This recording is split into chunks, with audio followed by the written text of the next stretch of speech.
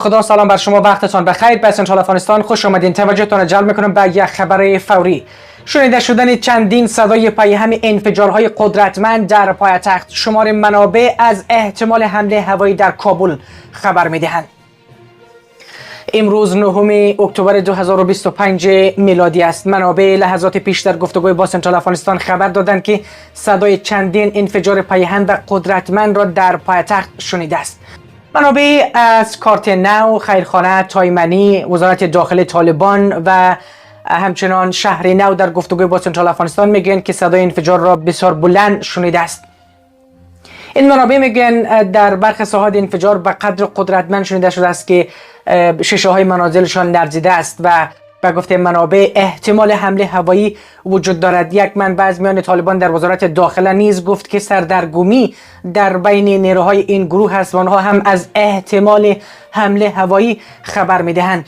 هنوز من تاکید میکنم که طالبان به گونه رسمی در مورد این انفجارها اظهار نظر نکرده است و وضاحت نداده است. و با جمشید اما امیری روزنامه‌نگار که از آلمان در برنامه با ما همراه هستند. آقای امیری، چی جزئیات و اطلاعات تازه‌ای از انفجار در کابل دارین و فکر میکنین که کار چی کسانی است و در کل چی جریان داره در کابل همین امشب؟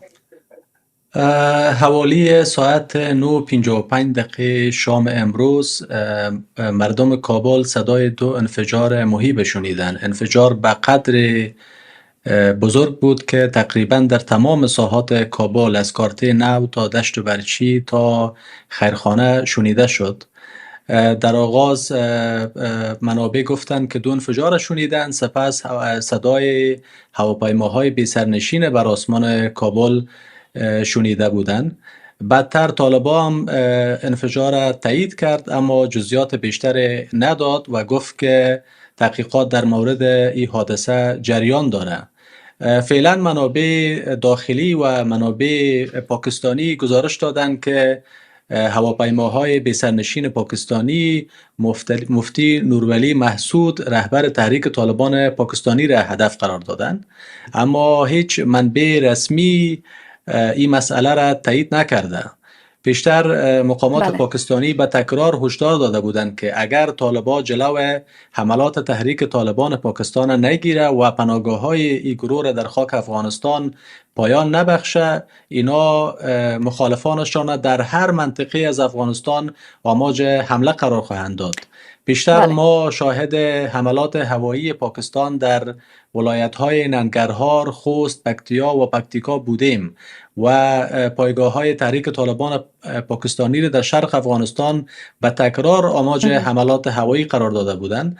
اما این نخستین بار است که هواپیماهای پاکستانی در کابل پایتخت افغانستان که حدود 5 یا 6 میلیون جمعیت در این شهر زندگی میکنند آماج حمله هوایی قرار میده.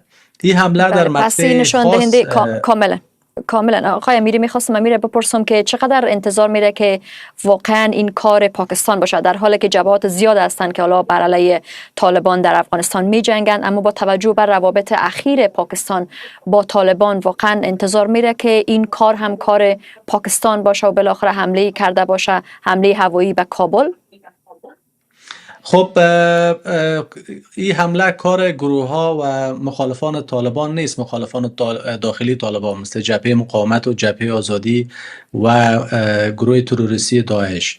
مشخص است که حمله دولتی است، چون ارتش و دولت ها است که به هواپیماها دسترسی دارند. 2 کشور فعلا با طالبان میانه خوب نداره، یکی ایالات متحده امریکا است و یکی هم پاکستان است. ایالات متحده امریکا به نظر نمیرسه که در مقطع فعلی دست به چنین حمله زده باشه، اما احتمال حمله پاکستان بسیار بالاست. از یک طرفی حمله در یک مقطع بسیار حساس رو اندازی شده. روز گذشته ما شاهد تلفات مرگبار ارتش پاکستان در مناطق قبایلی در اورگزای خیبر پختونخوا بودیم که در نتیجه او 2 افسر ارشد ارتش پاکستان و 9 سربازی کشور کشته شدند. امروز همچنان دوباره شاهد تلفات نیروهای امنیتی پاکستان در مناطق قبایلی بودیم و تلفات نیروهای امنیتی پاکستان در ماه‌های اخیر به طور چشمگیری افزایش پیدا کرده. از یک طرف افزایش تلفات نیروی امنیتی پاکستان و از طرف دیگر تنش و بحران در روابط طالبان و پاکستان آن هم در مقطعی که وزیر خارجه طالبان در یک سفر رسمی 6 روزه به دهلی جدید سفر کرده.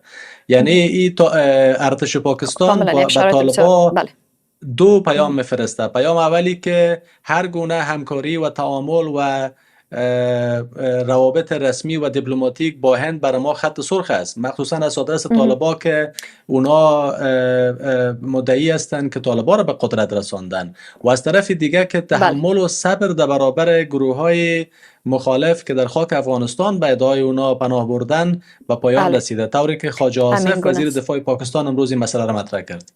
بسیار تشکر آقای امیری از حضورتان به برنامه. سپاسگزارم.